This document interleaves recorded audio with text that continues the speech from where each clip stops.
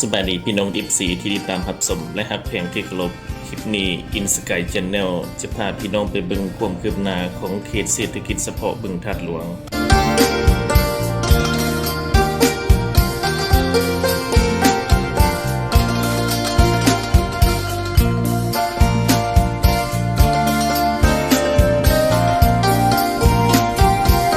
เศรษฐกิจบึงธาตุหลวงถือว่าได้เริ่มลงมือก่อสร้างมาตั้งแต่ต้นปี 2012 พุทธศักราช 2555 เป็นต้นมาเป็นการลงทุนพัฒนาโดยกลุ่มบริษัทหวานเฟิงเซี่ยงไฮ้จากประเทศจีนซึ่งได้รับการส่งเสริมสนับสนุนจากรัฐบาลแห่งสปป.ลาวรวมมีเนื้อที่ทั้งหมดแม่น365 เฮกตาร์ตั้งอยู่เขตใจกลางเมืองนครหลวงเวียงจันทน์รวมเอาพื้นที่2เมืองคือเมืองไซเซฐาและเมืองศรีสัตนาระยะเวลาในการสัมปทานแม่น99 ปี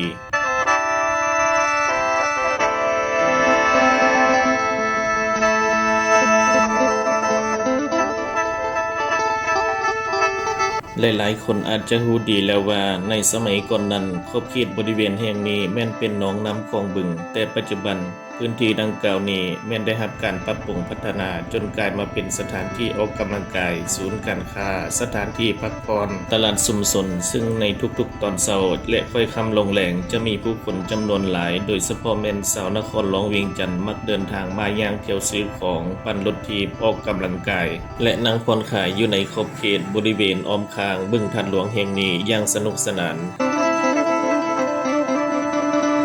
เคียงคู่กันนี้ยังได้ถนนอีก1 เส้นจากโครงการก่อสร้างเขตเศรษฐกิจเฉพาะบึงธาตุหลวงโดยตัดผ่านจากสี่แยกไฟแดงพลทันสู่บ้านโนนหวายซึ่งมีความยาวทั้งหมดประมาณ 1.9 กิโลเมตรประกอบมี6เลนไปกับเบื้องละ3 ช่องจราจร2ข้างทางจะประกอบมีทางคนย่างประดับโดยต้นไม้ที่ร่มเย็นงามตาเฮ็ดให้ทุกๆคนโดยเฉพาะแม่นชาวนครหลวงเวียงจันทน์สามารถเดินทางได้สะดวกยิ่งขึ้น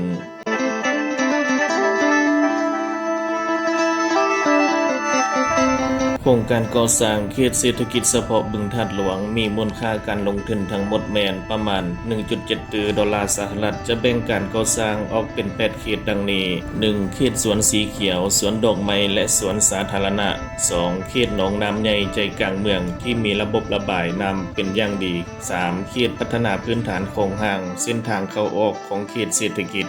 4. เขตศูนย์ออกกำลังกายศูนย์การค้าโรงแรม5 ดาวโรงแรมขนาดน้อยศูนย์การค้าขนาดใหญ่ร้านอาหารและสถานที่พักผ่อน 5. เขตที่อยู่อาศัยรวมทั้งเรือนวิลล่าสระลอยน้ำอพาร์ตเมนต์ 6. เขตปลูกสร้างอาคารสถานที่ท่องเที่ยวที่ติดพันกับประวัติศาสตร์และวัฒนธรรมลาวล้านสร้าง 7. เขตห้องการสำนักงานต่างๆ 8. เขตศูนย์บำบัดน้ำเสียกำจัดสิ่งเศษเหลือ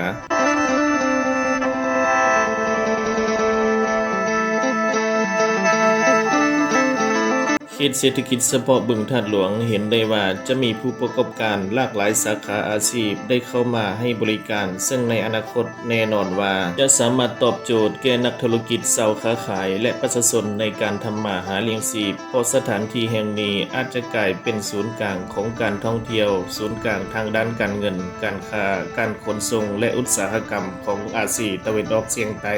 ปัจจุบันคาดว่าโครงการได้คืบหน้าไปแล้วประมาณ 49%ตามแผนการคาดว่าจะสามารถสร้างให้สำเร็จสมบูรณ์ในท้ายปี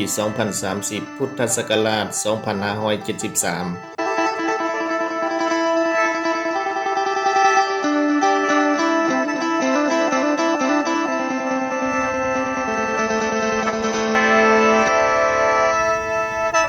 เมื่อวันที่26 มีนาปี 2021 ที่ผ่านมาสำนักข่าวสารเศรษฐกิจการค้าได้เปิดเผยว่าบริษัทกินดิสคัฟเวอรี่ลาวจะร่วมลงทุนพัฒนาศูนย์การค้าชุมชนคิวมอที่เขตเศรษฐกิจเฉพาะบึงธาตุหลวงโดยได้จัดพิธีเซ็นสัญญาพัฒนาศูนย์การค้าคิวมอกับท่านนางหวงซิวเวนผู้อำนวยการโครงการเขตเศรษฐกิจเฉพาะบึงธาตุหลวงเป็นเกียรติเข้าร่วมของท่านนางคำจันทร์วงศ์แสนบุญรองรัฐมนตรีกระทรวงแผนการและการลงทุนพร้อมด้วยพนักงานและภาคธุรกิจเข้าร่วม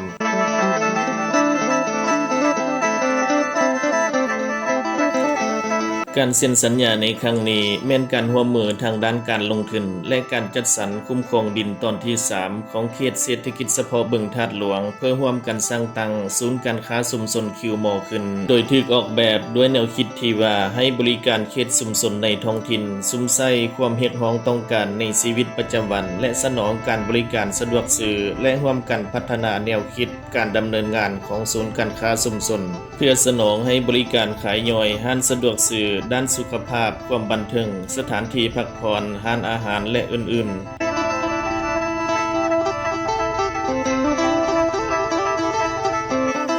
การร่วมมือครั้งนี้มีระยะเวลา20 ปีในเนื้อที่ 20,000 ตารางเมตรหรือ 2 เฮกตาร์ตามโครงสร้างเดิม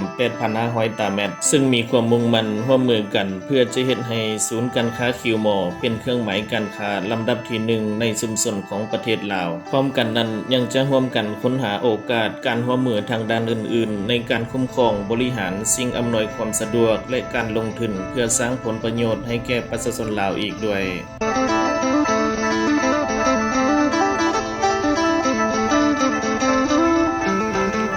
ในก่อนหน้านั้นท่านฟูจานห้องผู้จัดการใหญ่เขตเศรษฐกิจเฉพาะบึงธาตุหลวงได้บอกให้ฮู้ว่าสถานที่แห่งนี้ยังจะสร้างพระพุทธรูปองค์ใหญ่ในท่านั่งที่มีความสูงประมาณ100 เมตรก่อสร้างขึ้นเพื่อเป็นสัญลักษณ์ทางวัฒนธรรมของลาวเมื่อสร้างสำเร็จแล้วคาดว่าจะสามารถดึงดูดนักท่องเที่ยวหลายล้านคนจากอาซีตะวันออกเฉียงใต้และทั่วทุกมุมโลกเดินทางเข้ามากราบสักการะบูชา